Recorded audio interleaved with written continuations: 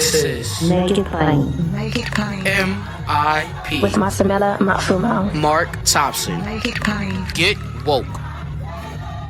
Looking for a fun way to win up to 25 times your money this basketball season? Test your skills on Prize Picks, the most exciting way to play daily fantasy sports. Just select 2 or more players, pick more or less on their projected stats, and place your entry. You could turn $10 into $250. Right now, Prize Picks will match your first deposit up to $100. Just visit prizepicks.com/fan and use code FAN. That's code FAN at prizepicks.com/fan.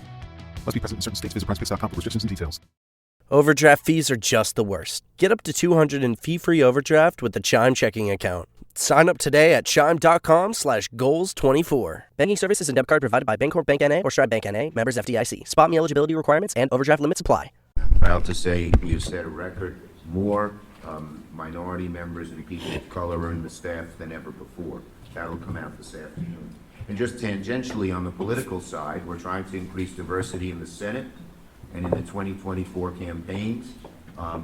You're going to see a large and increased number of African Americans running for the Senate. We already have 3 very strong candidates in Delaware, Rochester, in Texas, all red, and in Maryland also, Brooks. And you're going to hear from more. You're going to hear about more. There'll be a few surprises. So we're increasing diversity at both the employer and employee level, and that's a mission of ours. So thanks for coming. Thank you, Amy, and thank you all for us working. Excellent. For a better America. Very good. I'm kind of laughing because you don't talk about surprises in front of reporters, but they're going to try and figure out what they are. But thank you. We've also been joined by Chris Coons and Chris Van Hollen, Sheldon Whitehouse, Blumenthal, Tammy Baldwin, Bob Casey, Debbie Stabenow, Maria Cantwell, and Alice Padilla from the great state of California, I think, and Maisie Hirono is here. The party can begin. I'm going to turn it over to Corey. Good morning, everyone. I'm just sitting here feeling a great sense of excitement and enthusiasm to get into the conversation with folks from the Black media. As my colleagues know this, Black media has played an extraordinary role in this nation's evolution. My parents met here in the 1960s, and it was the Black radio of Washington, D.C., Black DJs, Black media that was a sustaining force of information, activism, and even more so, a sustaining voice of the movement. And this tradition goes on today. I'm looking forward to hearing from the Black media that's here, represents the Black media here on the questions. And I'm also proud, as I think as Senator Schumer and Amy Klobuchar have already mentioned, about this Congress, my colleagues that are surrounding us right now. I've been in the Senate almost 10 years, and this has been the best 2 to 3 year stretch I have seen in getting things done for the African American community. And often it's not talked about. Whenever I go to barbershops, yes, I go to barbershops. In places like Newark or Trenton or Passaic, and I often get in the back and forth with a lot of folks about, what's the Biden administration done for Black people or whatever. I always bring my receipts and just start going down from environmental justice, economic justice, Black businesses, Black entrepreneurialism, just going through things over and over again. I had a big press conference at Newark on an issue that's not that sexy, but people know how urgent these issues are, that the billions of dollars we put into urban tree planting in one of our big bills. And sitting in a city that often has temperatures 16 degrees higher than even our surrounding suburbs, with asthma rates, and Black children are 10 times more likely to die of asthma complications than a white child with asthma complications. To have colleagues that are constantly pushing these issues and advancing them and scoring real substantive points in this legislation and pieces of legislation has been extraordinary. And so for my experiences on criminal justice reform with a judiciary chairman like Dick Durbin, who in every single effort from judges to legislation is trying to peel back mass incarceration, to have someone like Debbie Stabenow, head of the Ag Committee, who the fights we've had around Black farmers, the strides we've made, even though we've faced a lot of frustrations. I am so proud of this group. I want to say one thing about Chuck Schumer before I pass it on to Reverend Dr. Senator Warnock, more titles than the Newark Public Library. There's 2 things about Chuck's leadership that I think are really worth noting before we go on and just don't get talked about enough. When I came to the Senate 10 years ago, this was the least diverse place I had ever worked. And I remember going in looking at some committees and seeing all white senators and all white staffers behind them. Brian Schatz and I went to Chuck and asked him to have every senator publish their diversity statistics of their staff. And Chuck did it with alacrity and did more. He wanted to put the Rooney Rule in place and a bunch of other things. Since there, it's been 7 years now, Chuck, since we've been doing this, the diversity on Senate staff has shot up amongst Democrats, not just African Americans, but Latinos, Asian Americans, the gender diversity on staffs and in positions of power, Black and Latino, Black and brown chiefs of staff, Black and brown legislative directors. Chuck's contributions in this area are unbelievable, and I've seen the difference it's made in legislation. Chuck himself has some anecdotal stories about discussing issues with Black members of his staff and changing or helping to evolve his positions on certain issues. The second thing I want to say about Chuck's leadership, which is not entirely appropriate for this room, but just politically, Chuck, you have done an extraordinary job on the campaign side in getting diversity into the DSCC and the decisions were made, how the money is being spent. And then, frankly, what has me incredibly excited is how you are supporting more and more Black candidates around this country. And I'm confident Chuck has this I won't talk about fully here, but the African American women that are coming back to the Senate has gotten me very excited. The promise of Black women serving in the Senate. There's been 2002 senators in American history, only 2 of them have been Black women. But I think, Chuck, you might double that number potentially in the coming election, God willing. God willing. God willing, and the creek don't rise. But the African American candidates that you are working with other members of this of our Senate Democrats has been really encouraging to me. And so, from the policy and the legislation to the politics to even the way this institution runs, in 10 years, I've seen a lot of really promising changes that I can see when I walk around the community that I still live in. And a majority African American city and a majority African American district. So I'm grateful to my colleagues for their leadership. And we're seeing a lot of pushback right now. We're seeing a lot of challenges with the Supreme Court, a lot of challenges even with some of our colleagues, even in mentioning the word racism these days. But this is a stalwart, strong group. And I'm really proud to be a colleague with the people that are around this table. And with that, sir. Dr. Reverend. This is what happens when you're a new kid on the block. Good morning, everybody. Thank you all so much for being here. This is always an exciting day for me, a day I look forward to on my calendar, and grateful for the opportunity to work with all the folks who are around this table. We've been able to get a lot of amazing things done, as Senator Booker pointed out, over the last 2 years.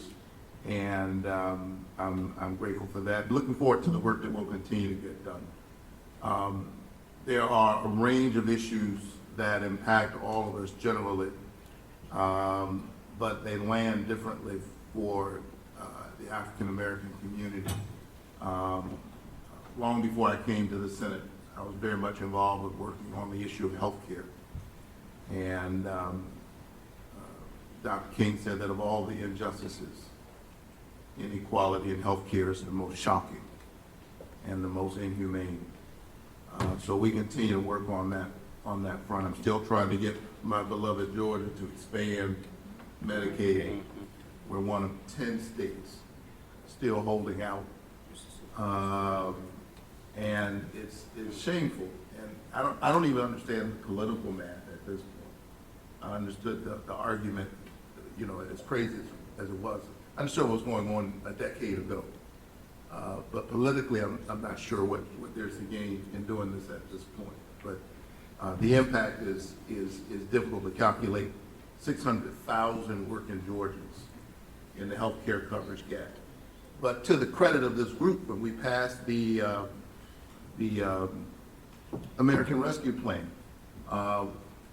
we were able to get incentives in that package for states like Georgia that are still digging their heels in to further incentivize them to do what they should have done years ago. And we left, our state leaders left all that budget on the table and left hundreds of thousands of Georgians, millions of Americans in the healthcare coverage gap. So we continue to remain focused on that. But in the interim, there are things that we are doing to address the issue of healthcare. I'm glad that we passed the insulin cap bill last Congress. I think it is significant that even as some of us, myself included, were headed into an election, we were able to get, I think, 7 or 8 Republicans, 7 Republicans on the insulin bill. So I reintroduced my bill that would cap the cost of insulin for everybody. And again, this impacts a lot of people, but it disproportionately impacts the African American community. In Georgia, we have 1 million diabetics. I think there's a reason why Senator John Kennedy on the other side of the aisle has joined me. He's got more diabetics in Louisiana than we do in Georgia. So I'm hopeful that there's a path for us getting this done. We're getting closer, and I want to thank the majority leader for his leadership on this issue. Speaking of healthcare and black women, we have to continue to work hard on this issue of maternal mortality.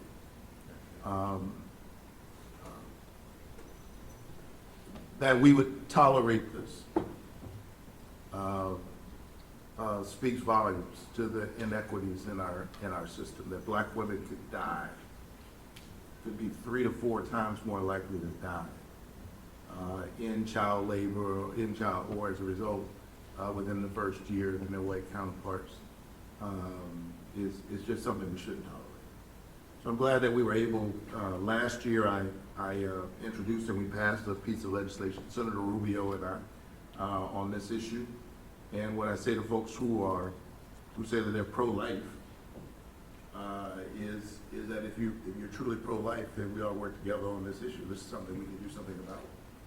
And I'm glad that we were able to work together on that issue. And Senator Padilla and I have introduced yet another bill, or reintroduced another bill to address maternal mortality. Senator Tim Scott and I work together every year to fully fund HBCUs in the appropriations process, and I look forward to that work continuing. Also, I'm on the Commerce Committee. One of the bills that we know will get passed this year is the FAA bill, and we're very much focused on that. In the context of that bill, I'm working on strengthening our nation's aviation sector. I recently met a young black man at the Peachtree DeKalb Airport in my state. He's trained to be a pilot. And I was so inspired by him. I think about him often because he had that light that you want to see in a young person's eyes. He had found that thing that he wanted to do. Howard Thurman said, ask not what the world needs, ask what makes you come alive and go and do that. Because what the world needs is people who've come alive. And he had that fire in his eye. He just wanted to be a pilot. But he's been at it for 10 years. He spent $100,000 of his own money. And he continues to encounter barrier after barrier. He has all of the intellect, the ability to do it, but the path is entirely too hard. So when we look at the future of our workforce sector, in aviation and in other sectors, not just pilots, but flight engineers, mechanics, it is in our enlightened self-interest and in our collective interest to make sure that kids, regardless of what zip code they're born in, that they have a viable path to these jobs into the future. And that's something that we continue to work on. We cannot back up one bit on the issue of gun safety. And I'll continue to push my colleagues on both sides of the aisle to address this issue. Every now and then we have a mass shooting. Well, we have one almost every day this year. And every now and then something happens that shocks our conscience. And it makes it to the front of the headlines. And you all know the dance. And then we go back to business as usual. We have to continue to push on this issue. I'm glad we passed the first gun safety bill in 30 years on a bipartisan basis last Congress, but we have to build on that progress. And as we talk about mass shootings, we have to recognize that in black and brown communities, if you aggregate the carnage in Baltimore, in Atlanta, in New York, in St. Louis, we've been dealing with mass shootings every single day for years. And we got to deal with this issue of gun safety. Finally, the framework in which all of this gets addressed is our democracy. So we will remain vigilant on the issue of voting rights. Later this month, I plan to work with Senator Klobuchar, Chair Durbin, and others in our caucus to reintroduce legislation that will protect the right to vote for every eligible American and to ensure that their vote is counted. Democracy isn't just another issue that sits alongside other issues. The right to vote is preservative of all other rights, and so we have to make sure that we can see progress on that front. Thank you so much. Excellent, thank you. Okay, we're going to go in alphabetical order. And I will remind my colleagues that in the order of people are sitting with questions, we're going to get everyone a question in, I promise. But April Ryan begins with an R, so let's keep that in mind for everyone, that we try to keep our answers short and make sure everyone gets a question. We start with you, Hadia Goba from Semaphore. Thanks. Hi, I'm Hadia Goba with Semaphore. Thank you all for doing this. So I guess I'm a Hill reporter, so I have to ask a Hill-centric question. I am very curious with the SCOTUS affirmative action decision. Can you talk about, like, is this a new era, and how are you worried that it's going to make programs like student loan cancellation more difficult? Is there any concrete thing that you're doing to codify any of these things or to push the ball forward, considering you'll probably get a lot of objection from the Supreme Court? And just a campaign question. I know you talked about introducing more senators to run in offices. What are you doing as far as staff, so that there's people to navigate those candidates into different black communities throughout, the country? So that's great. Can I jump first to Senator Whitehouse to maybe talk about the Supreme Court in general and what we're seeing, and maybe Senator Durbin, you can talk specifically about the one case if you'd like, sir. Okay. And then I'll let Senator Schumer talk about the politics of it. I'll be very brief because Dick is the chair and has been our leader on this, but the one point that I would make is that when we're dealing with the Supreme Court on a whole host of issues, we have to see it as a deliberate political actor acting on behalf of a specified small group of right-wing billionaires who had an enormous role in getting those judges onto the court, who communicate with them regularly through amici curiae front groups, and who are slowly but surely chipping away at an agenda that they could never get through Congress, but are achieving through their control and capture of the Supreme Court. And I'll just leave it at that. I'd just add that we're going to have a hearing next week on Supreme Court ethics and be marking up a bill. It'll be Senator Whitehouse's bill. That'll be our starting point. This Supreme Court session has ended and they're gone for vacation. I wish them many sunny days on vacation, but there's a shadow over their lives now in terms of what's been disclosed. Justices on both sides of the political spectrum who have questions that have gone unanswered. Highest level of courts in America, lowest standard of ethics in our government. What is so unique about these 9 people that they are not accountable to anyone at this point? We're going to have an important hearing on that, and I think a markup. And I just remind everyone, we have, I think, with the help and guidance of President Biden, written an enviable record and extend the opportunity for service on the courts to minority members and women. It is unprecedented what has occurred. We did it for 2 years with an evenly split Senate, 50-50. And now we're doing it with 51-49, which is just slightly better. But I think there's more that can be achieved. I know there's frustration that we haven't done more, but I think we've written quite a record so far and we'll continue to. We rely on Chuck, of course, to take all the nominees that come through our committee through the floor process, and each one takes at least 2 votes, maybe sometimes 3 votes. We have to carefully calibrate attendance in the Senate with support of each of these nominees. It's not an easy assignment, and I think we've written quite a record, and I'm proud of the caucus in that regard. Our leader on the committee, there are many leaders, but one is a fellow named Booker from New Jersey, who has really done an exceptional job. Corey, thank you for that. Just two other issues that, on student loans, we are pushing. Elizabeth Warren, Senator Warnock, myself, have been the leaders on this issue. There are other ways to make sure that student loans are forgiven, not just the way that was done and thrown out by the court.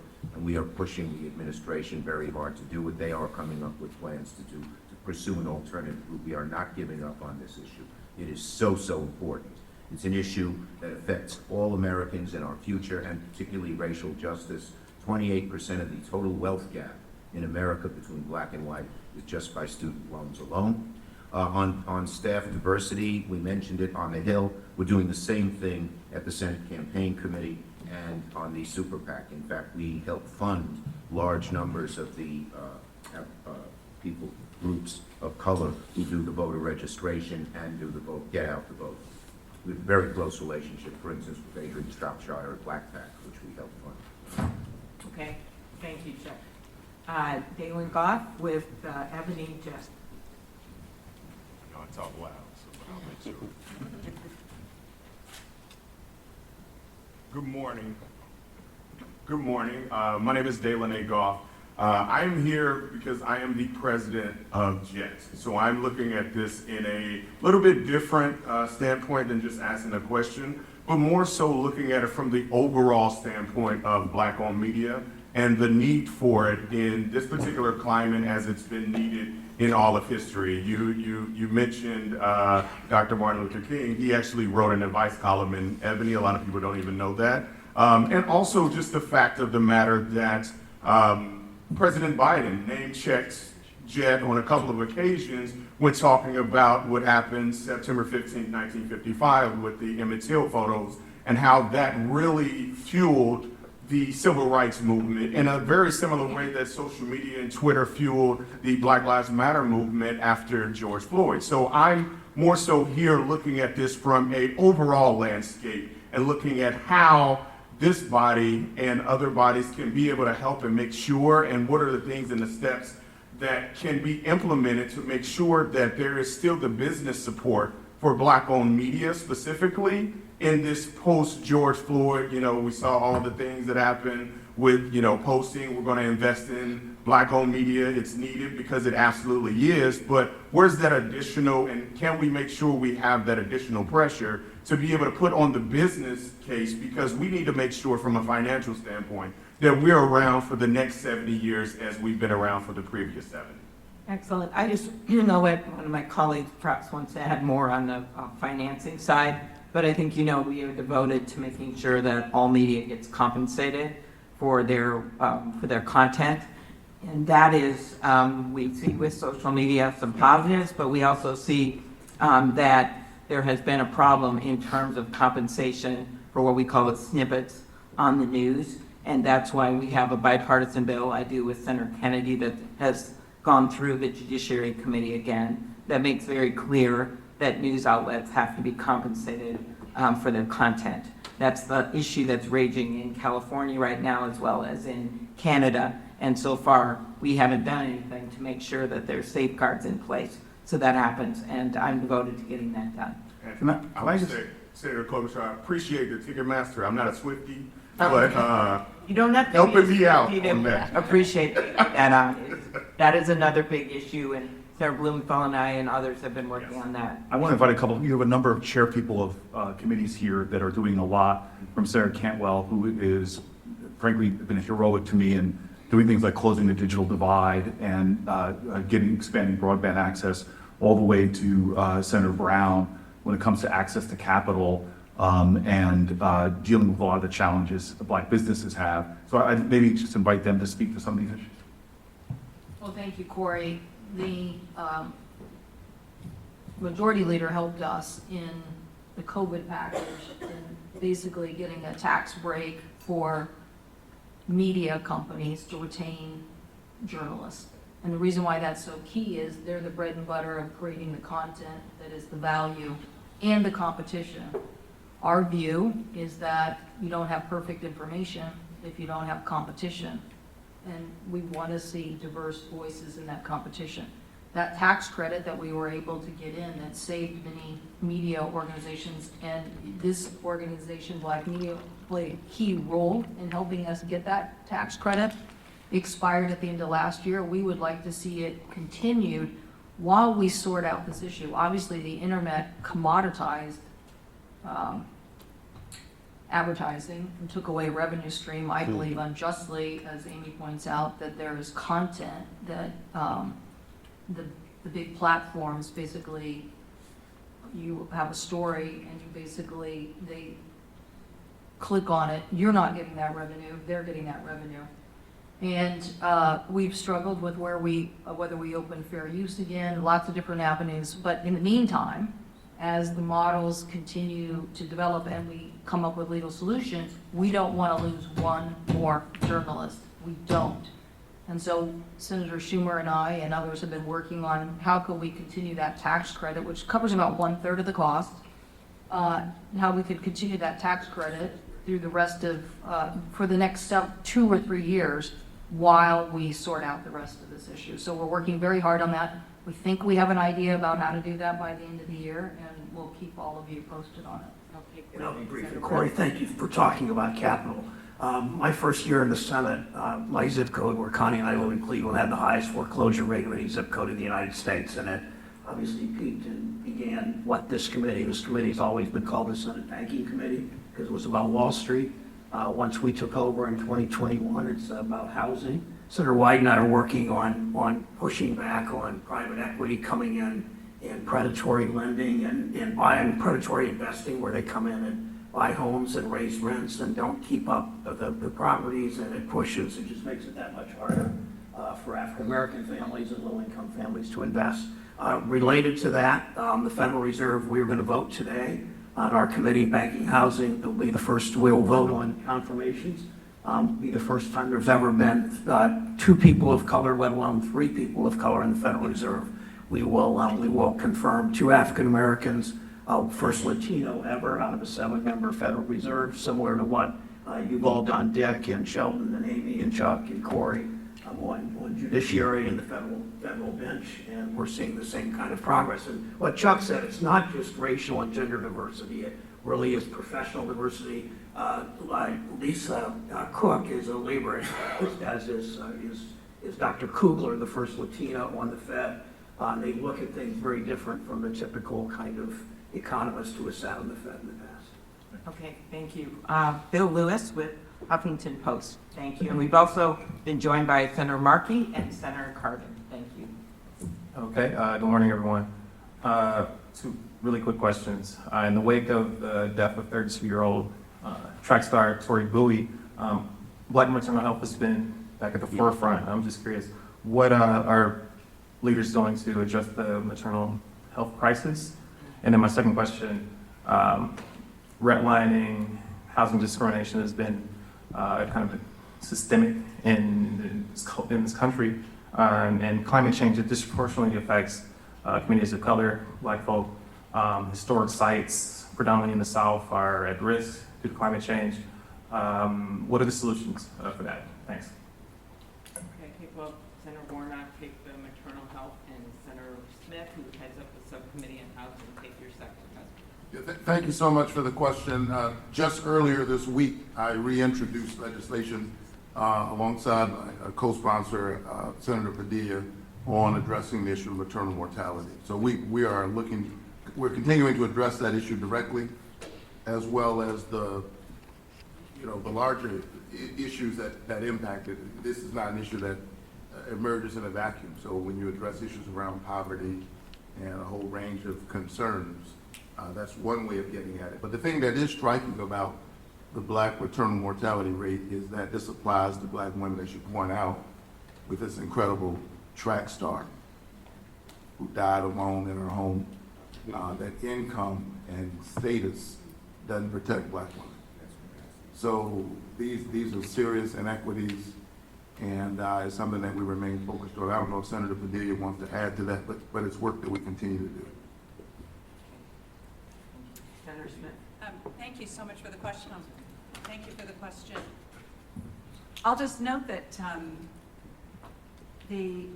I live in a city that has the greatest disparity between white home ownership and black home ownership of any place in the country, Minneapolis, Minnesota. And you can see and you can trace the history of redlining in our community today to differences in property values and the deep segregation that still exists in our city. So the legacy of redlining is still with us today, as you know so well. This is an issue about access to capital. It's an issue about inequities in our financial system that Sherrod and I and others on the Banking Housing Committee work on all the time. And what happens then is that drives people to the topic of the subcommittee hearing that we held yesterday. There has been what we think is an explosion in the use of contract for deed, financial mechanisms targeting black and brown communities and immigrant communities, which basically promise people that they can own their own home when in fact they don't own their own home, and one missed payment and they lose everything. And we are seeing this happening in Minneapolis, particularly targeting Minneapolis and Minnesota, particularly targeting the Somali community. But it's happening in states like Georgia and Texas and other places around the country. So these are some of the issues that we have to tackle as we address lack of access to capital, the deep disparities that still exist in home ownership, and the work that we need to do to have basic consumer protections for folks that are getting ripped off by these contract for deed operations. Okay, very good. Ed, we're just going to keep going because we have 7 Well, you mentioned climate change, and I just wanted to say that the bill that we passed last year, 40% of all the money, the $369 billion, will go to communities of color, go to disadvantaged communities, and there's going to be a climate bank that the administration announces on Friday, and that climate bank, which Christiane Holland and I created, is going to be disproportionately targeted then on inner city communities for solar, for energy efficiency, upgrading their housing, and you also mentioned discrimination in jobs, and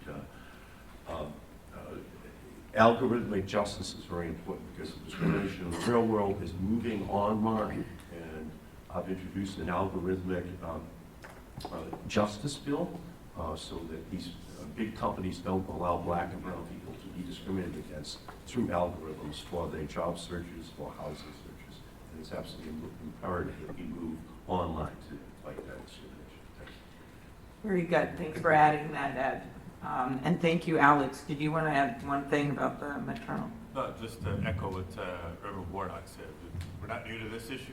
A couple of years ago, we amplified a lot of the outreach we did when we first introduced it, but obviously still very timely.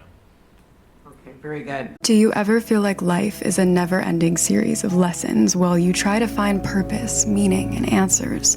I am Vanessa Fontana, the host of Figuring Shit Out, a podcast where we undertake self-help, coming of age, and healing. As I live my 20s in New York City figuring shit out myself, I've realized that if you spend your whole life trying to get your act together, you don't have a life. You have an act. On Figuring Shit Out, every Sunday you get to normalize the journey of not knowing and be guided into living your life with more intention and ease. Roland with Unfiltered. Glad to be here. Roland, I just want to say he had a viral video this past week that was extraordinary, and I shared it with a lot of friends. Sometimes I forget that you're a journalist and not an activist, because the response you gave on what it means to be pro-life was extraordinary. Appreciate it. Glad to be here, glad to see all of you here. In addition to being a host of Roland Martin Unfiltered, I'm also founder of Black Star Network, which is the only black-owned digital news and information network in the country. I want to drill deeper on the question that he asked when it came to the issue of the money. We were here 15 months ago, and we brought the exact same issue up, and virtually nothing has been done. When I say virtually nothing has been done, I'm a part of the Black-Owned Media Collective, where we've been challenging these companies in the ad industry, where right now $322 billion is being spent every single year on advertising, and Black-owned media is getting 0.5 to 1% of that. Now, that's the ad industry. In 2018, Congresswoman Eleanor Holmes Norton had the GAO do a study, which we brought up 15 months ago, where $5 billion was spent by the federal government over 5 years, and Black-owned media got 1% of federal advertising dollars. Since President Biden has gotten to the White House, I met with Susan Rice, I met with them, I've been talking to Congressman Hank Johnson, and the problem still persists. But it doesn't just persist in the federal government. It literally persists in the DNC, in the DCCC, in the DSCC, in the DGA, progressive groups as well.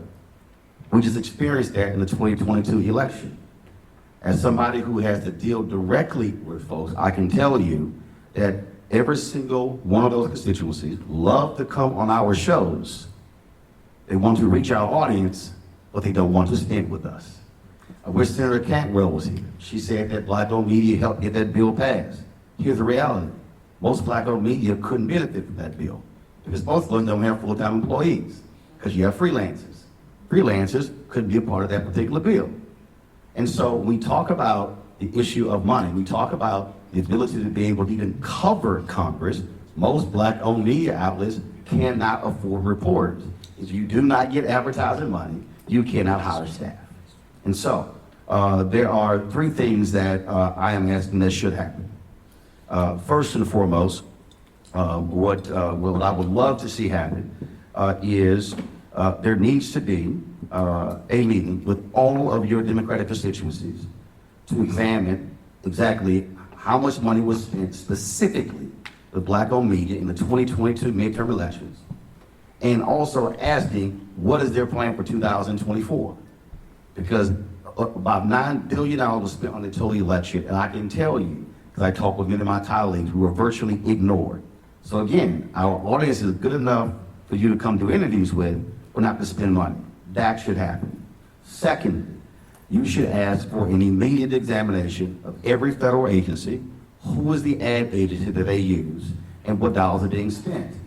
The same ad agencies, largely white controlled, that we have to deal with the general market, they have your federal ad contracts.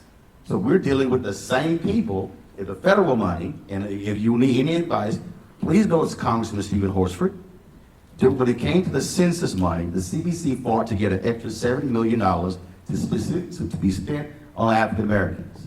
The ad agency told Congressman Horsford point blank, we are not going to spend any money with any newspaper under 50,000 circulation. That canceled out nearly every black newspaper in America. They told him that directly. They froze us out of census money, and the only reason I got census money is because I literally called out the ad agency publicly on social media and on my show, and they called in a panic, what should we do? And so we see this with COVID money as well. And so you're on a policy making, you're fighting to get the money in, but downstream, they are completely freezing out the folks who're supposed to get it. So that should absolutely happen. Examination, and it could be the Minority Business Development Agency could actually do this, but it needs to be very specific. The third one, you need to have a Senate hearing specifically on the disparity in the ad industry for Black-owned media. Call those agencies to the table, invite Black-owned media owners, invite Black ad agencies, and force them to have to answer the questions. Why is it that Black folks spend significantly with many of these companies, and we represent, in some cases, 20, 30, 40%. There's one company I will not name where we buy 80% of their products, and they spend 1% with Black people. Those are my three asks. All right. Well, this is, we're just talking about which committee could do this hearing. So one, we'll do something on that. Secondly, I'll let Senator Schumer address the advertising, but clearly we'll look at everything with that. And the third thing I will raise again is I think you know that the content producers, which you are, as Corey just noted, in such a big way, are getting screwed right now because of the way things are working on social media. So that is not an excuse about the disparity, but it is a fact about what's going on. But that's not where the most money comes from. The reality is, as an owner, your money comes from advertising. The ad money, I mean, I'll be clear, Google made in one quarter $66 billion in one quarter in advertising. And actually, if it wasn't for Google, I'm not in business, because the reality is with our YouTube channel, We make more from them than anybody else. But what I'm saying is this here. The issue, again, I know how much they make. I got the digital ad piece. But what I'm saying is the agencies, that is the fundamental block for all of us. And I get the content piece, but I bypass Facebook. I can go right to my own consumer with my own OTT app. The issue is if the agencies don't advertise with us, we're dead. Got it. Hey, so I just want to say specifically, because I don't want to be here 15 months from now and you saying the same things. So first and foremost, you know that the CBC, we've been working on this issue for years, and we've got at least 2 members of the CBC here. I'm hoping it will be more, but we're gonna continue to put the pressure on and continue to fight. So that's the first thing, and I appreciate you in a positive way name checking Horsford, because he's continuing that in his leadership role right now. Number 2, I know Chuck and I will do this. We'll look at how we're spending money in the DS, and to be specific though, I ask this question all the time when I run around the country campaigning for campaigns about spending in African American communities, because it's critical in a lot of these races. Not all of them. I mean, I think that Tester got the entire black vote in the last election, all 5 people in Montana, but some of the other Senate races, that's a question I ask often, and especially because these small radio stations, whatever, are critical in some of these key markets. But I know that, Chuck, we can do an analysis. Yeah, we'll do an analysis. I think at least from the DSCC point of view, it's improved significantly over the last few years, but we'll get you the numbers. Yeah, and then as far as a Senate hearing, we discussed that, and we can see if we have conversations to see if that can happen. Okay. Roland, I use a black-owned, black-led campaign media firm, and I'd love to have a chance to talk about how they could do better, get more work. They've done an incredible job for me, and I try to pitch them to everybody who's running. Okay. Those are tough and good questions. Thank you, Chris. Tia Mitchell with the Atlanta Journal-Constitution. Good morning, everyone. Good morning.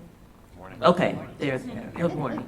I wanted to ask, I'm relatively new, and this particular question is more for Leader Schumer, but you all referenced earlier, for example, Senator Tuberville and the hold he's put on military confirmations. But I feel like people back home, we see the Senate, Congress works fast when it wants to. So my question is, there are so many things that I think people back home say, why isn't this a priority? Why can't they move faster? Why can't they get these things done that they say they care about? And so I wanted to get your feedback and perhaps others, what message do you give to people who might not understand the rules and how things work, but they go, why can't Congress get this done? Even the general who spoke out said, he didn't say Tuberville should end its hold. He said Congress should do its job and confirm these members of the military. That's kind of my question. Well, I think it's a good. Hello. Oh, you had it. Tuberville at work, he's shutting off my mic. Let me just say this. Ain't that smart? First, what he said was despicable, as you probably saw. I just reamed him on the floor. And this is, I think it shows the kind of tolerance of extreme bigotry that exists in large parts of this country. Maybe all. In terms of, there has been a rule around, sorry, that's how it is, since, I know, for decades, maybe centuries, that general officers in the military have to be approved by Congress. It passed a long time ago. No one paid much attention to it because no one invoked it. Neither Democrat, Republican, liberal, or conservative, they didn't invoke it. Tuberville is using it, and in my judgment, the blame, and I said this repeatedly, and this is what I would tell constituents, is on the Republican leadership. Tim Kaine was asked what would happen if he did it, and he said Schumer would call me into the office and say, cut the you-know-what out. And he would have backed off. McConnell hasn't done that. McConnell's the leader. McConnell appoints Tuberville to committees. McConnell can determine what legislation Tuberville wants is on the floor. He has the ability to tell Tuberville no, and the Republicans have the ability to stop it. So the idea that everyone is to blame for this hurts us and excuses Tuberville's outrageous behavior. So that's what I would tell people, what he did, what he's doing on both sides, on the racial side, on three sides, on the racial side, on the abortion side, and on the national security side is outrageous. And we don't hear our Republican colleagues taking him to task. All we need is their support, and we could shut him down. Okay, good, well answered. April Ryan with GRIO. Thank you so much for having this for Black press and Blacks in the press in this room. The Black press is very important, as so many people have mentioned at this table. And once you come up with all the information about the committees, et cetera, Byron Allen, Black-owned media company, Allen Media, would love to hear that. But here's my question. In this moment of rollback, in this moment as Republicans are trying to mainstream anti-wokeness, mainstream anti-affirmative action efforts, mainstream anti-integration. We just saw with the Supreme Court that directly impacts the Civil Rights Act of '64 and also Brown v. Board. What is this body doing to counter that as race and money touches almost every facet of life? Everything that comes to you, we've seen it in student loans. We've seen it in almost everything from Black maternal health. What do you tell the constituents out there who are trying to figure out what's next? How do you fight this? What do you say as this body, the Democrats who are fighting allegedly for Black communities, for the ideals of people? What do you tell them in this moment? How do you fight back against all of these issues, the anti, against all the laws that we've had in place for the last few decades? For sake of time, is there one senator maybe hasn't spoken yet that might want to pick that one up?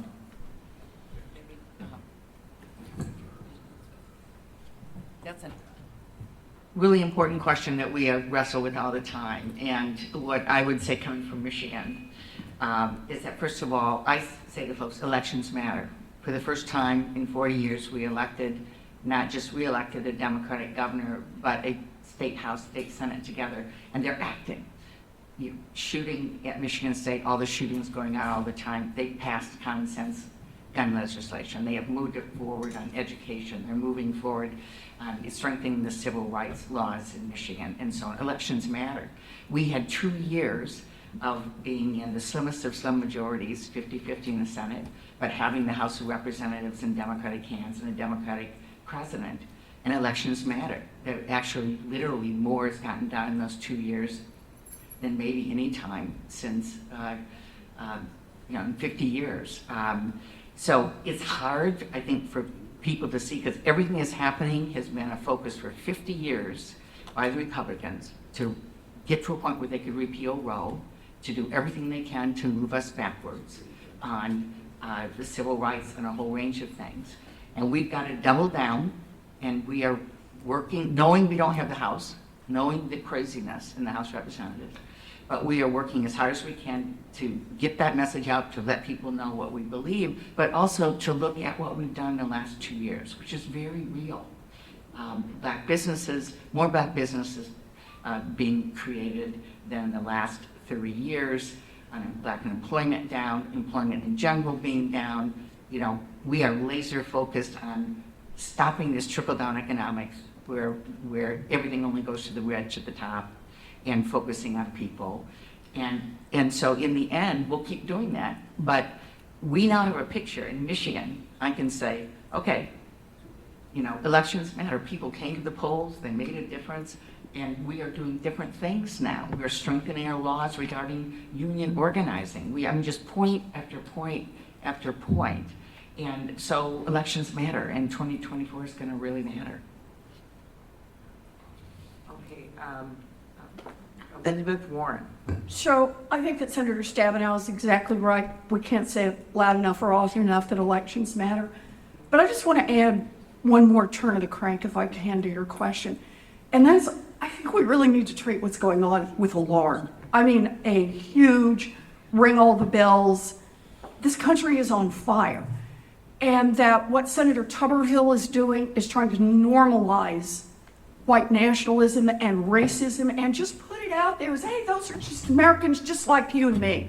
And those are the people we should arm, and those are the people who should be in our military, because, you know, that's just part of Americanism. And he sat there in that interview and said, oh, no, I don't believe in racism because racism sounds bad, but I believe in white nationalism. If that doesn't set everybody's hair on fire in this country, then we are in real trouble, because this is an attack on what it means to be a democracy in this nation. Are we a nation that believes some people are better than others? Or are we a nation, for all of our faults and for however many times we got this wrong, are actually a people who say we're at least aiming toward the goal that every kid has an opportunity in this country? And I see this in the context of the moment. This isn't one-off, what Senator Tuberville did. This is in the context of a Supreme Court that just said, gave us a twofer in the same week. So we're going to get rid of affirmative action because, after all, we embrace equality. They take every word and turn around what it means. We totally embrace equality. We totally embrace a form of college admissions that says to white families who have children and grandchildren and great-grandchildren, you can get special help. But people who have been discriminated against over and over and over, you can't do anything to try to level the playing field even a tiny little bit.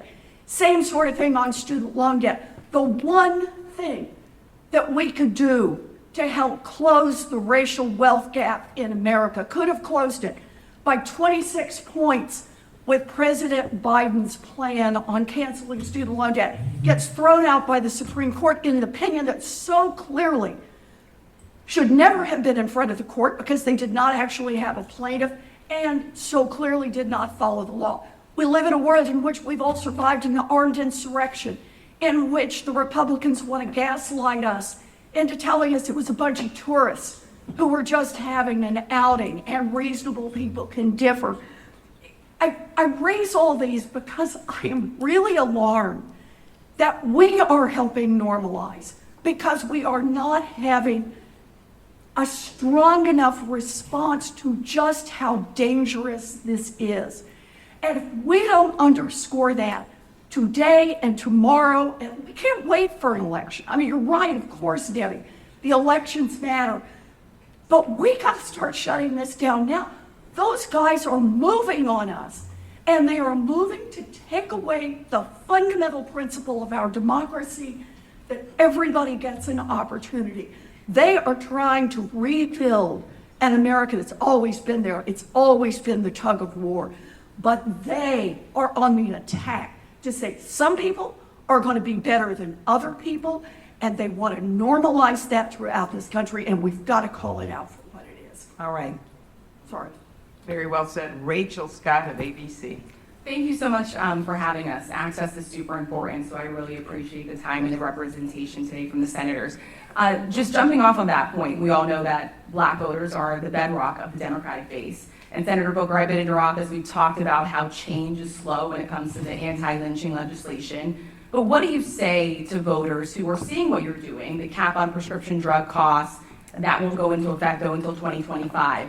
Student loan debt, for instance, right? What the Supreme Court did is going to impact Black women the most in this country.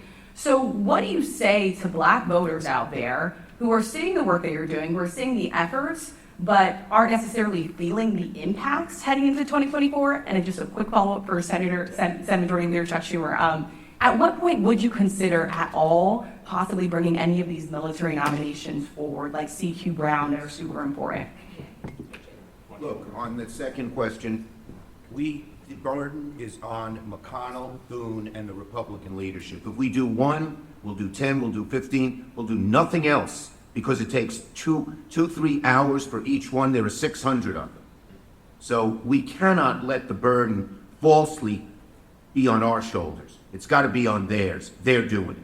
And we'll play their game. We will play their game if we start doing this. And then they'll do it for everything.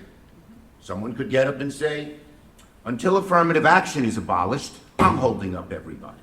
We cannot let these few people who are MAGA right push the blame onto us when it's them that's doing it. And not just them, the Republican leadership. So I feel very strongly about this, very strongly. And we will play Tuberville's game if we give them a vote. And we're not doing it. Okay? I really feel, I'm sorry, and I love you, Rachel. All the time for questions that are... I love Rachel. You just love Rachel. You don't love the rest of them. I love you in particular, but I love the cousin more. I eat her cousin. I know, I just love you every day. I eat at April's cousin's restaurant every so often. Melba. Excellent. Okay, so we have two great journalists left, Reverend Mark Thompson with Make It Plain and Civil Work with... I was just trying to make sure So go ahead, Rachel go got ahead. another question answered. You sure you go? Okay. Thank you. I have to open up the floor. Thank you all for being here. I love you all. Clean it up. Thank you. Good to see everyone. Thank you for having us as always.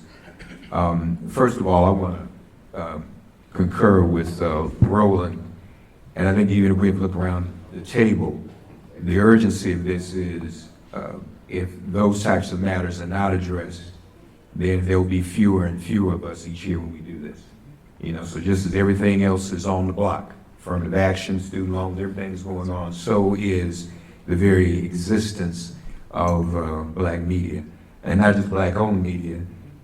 We're looking with this affirmative action decision. White-owned media is getting rid of us and firing DEI, diversity, equity, inclusion executives. So just want to make that point. You all know I try to combine 3 questions into one, so it's only going to be 2. Historic low in black unemployment in May. Okay. But now it's shot back up. 90%, 267,000 of 300,000 new unemployment claims were African American. You know, what are you all thinking about that? Are you thinking about ways to address that? And the second part is the obvious question, Senator Booker, that I'll always ask. Where are we on S-40 now that the Democrats no longer control the House?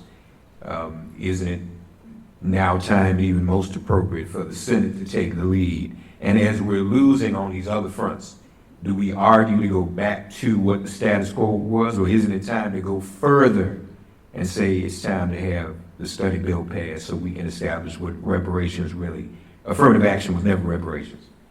Anyway, so at some point, when do we get to a place where the Senate takes that on even more earnestly, more forcefully, and more outspokenly? So I'm going to try to answer both. And my colleagues, both things are starting up at 10 a.m., so a lot of my colleagues have had to go. So for me, next time we're going to try to remember to start in reverse alphabetical. That's right. That's right. 'Cause I'm always at the end.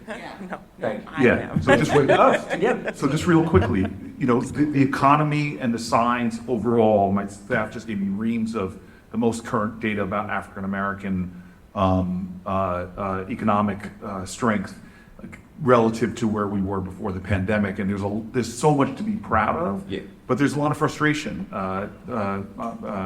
Senator Bennett just leaned over to me and expressed frustration about our fights to try to make the child tax credit permanent, the expansion of the child tax credit permanent.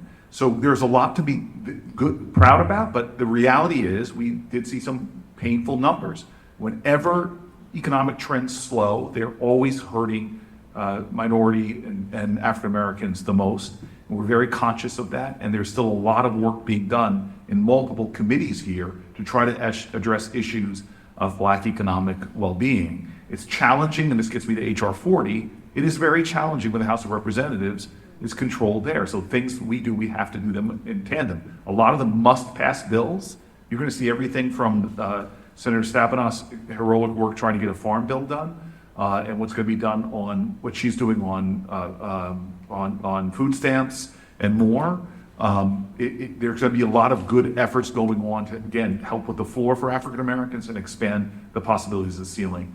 On HR 40, remember, let's just be clear about what the bill is. It's studying the issue, right? It's not even that ambitious.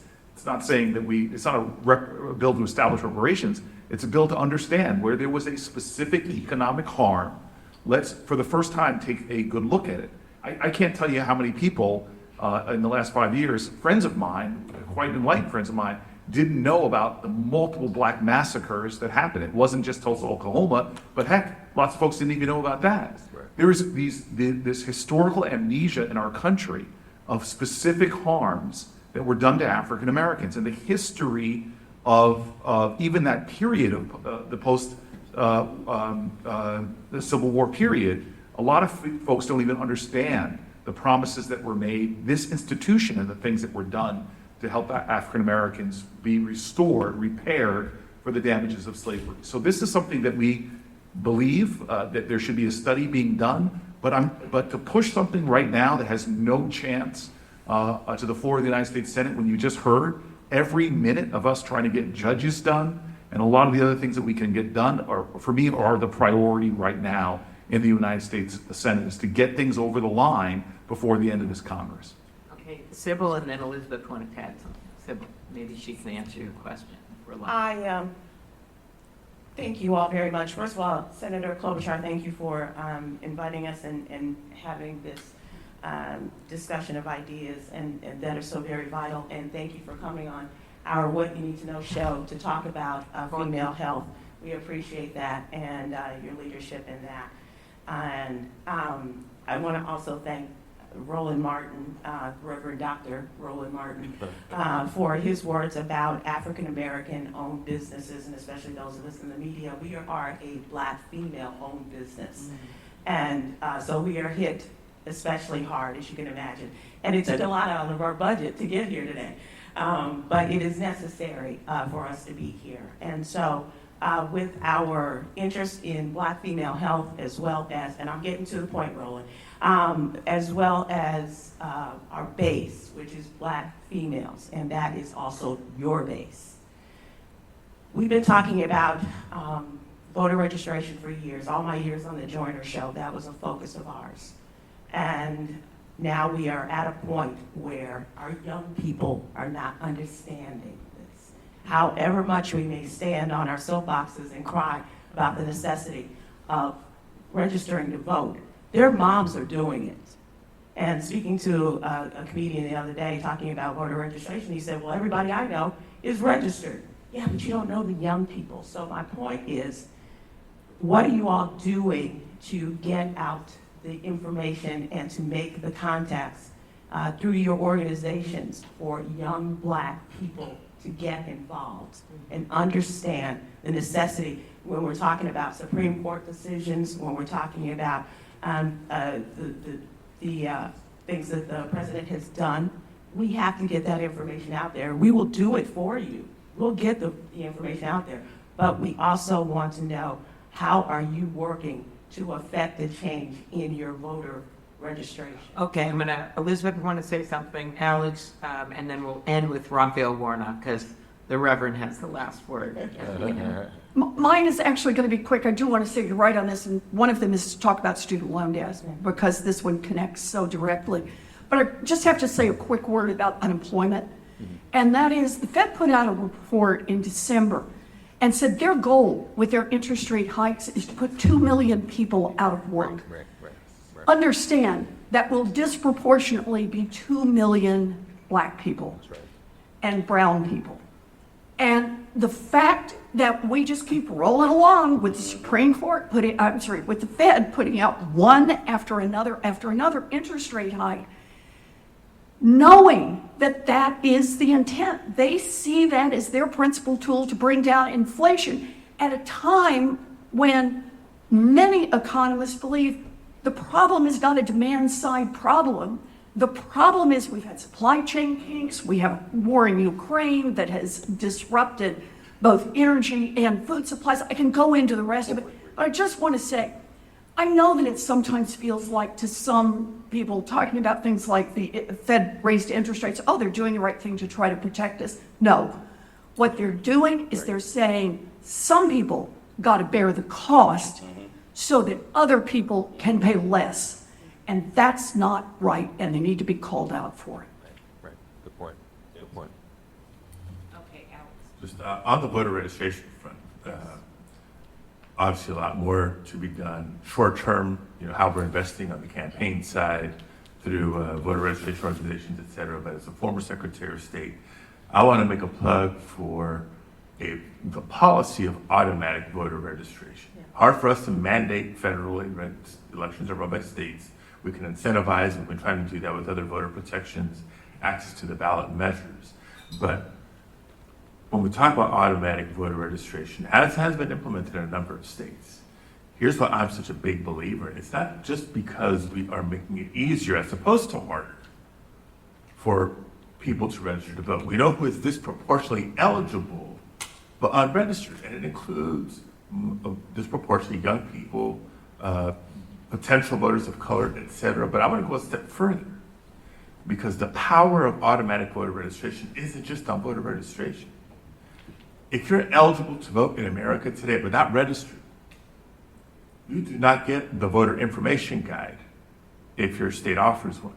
If you're eligible to vote today but not registered, you do not get the sample ballot in the jurisdictions that offer that prior to election day.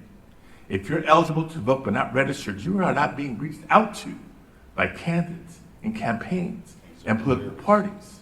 So the sheer, systematically adding people to the voter rolls generates that activity from your state, from your local jurisdiction, from candidates, from campaigns, and creates that buzz that is going to lead to more turnout. I was a believer in it before we implemented it in California. Having seen the success of it and the impact of it, record turnouts in 6 of the last 8 elections with record high voter registration, it works. Hard to implement in the states that just don't want to. Well, I'm from Texas, so I understand. Right, but it just, right, you can imagine, you can imagine.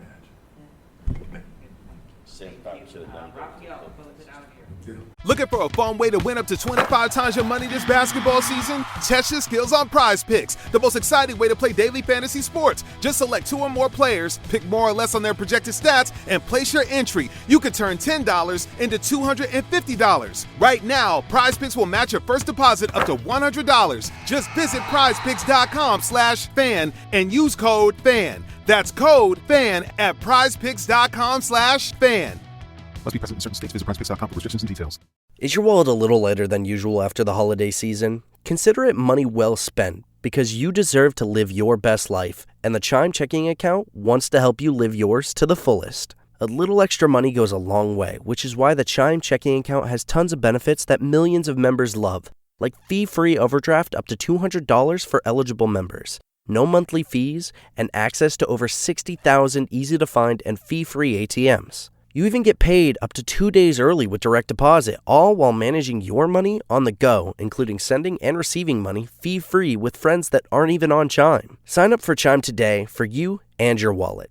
Get started at chime.com/goals24. That's chime.com/goals24. Banking services and debit card provided by the Bancorp Bank N.A. or Stride Bank N.A. members FDIC. Spot me eligibility requirements and overdraft limits apply. Access to direct deposits up to 2 days early depends on the timing of the submission of the payment file from the payer. Out-of-network ATM withdrawal fees may apply. Well, thank you all so very much. Pastor, just for yes, sir, Reverend. Just before you close it out. I'll let this Reverend give the benediction. No. Just point of order, and I'm remiss for not doing this since I did mention reparations. Our Queen Mother and Senator Stabenow's constituent, Joanne Watson, passed away, and was a staffer of Congressman Conyers from the time H.R. 40 was first introduced, president of the City Council in Detroit, and she was the Queen Mother of our movement, so we just want to lift up her name. Absolutely. Please. Just, I'm sorry, we're closing it out, but I wasn't going to say anything more on reparations. I'm so glad you mentioned Joanne.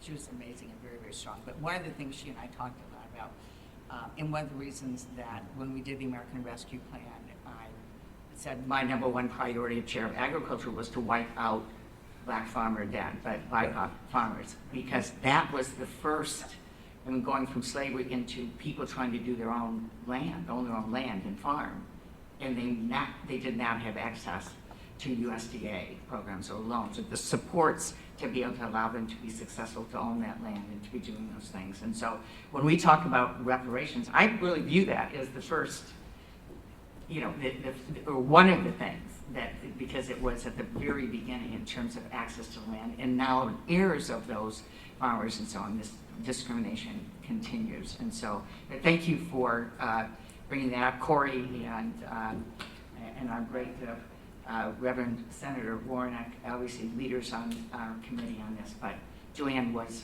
a champion before it was cool. That's right. For a long time. Thank you. I apologize. I'm going to defy gravity and be the briefest, the Baptist preacher. Thank you all so very much, and we will keep the lines of communication wide open. Please. You help shape the perspective, which shapes policy, and thank you so very much for your time.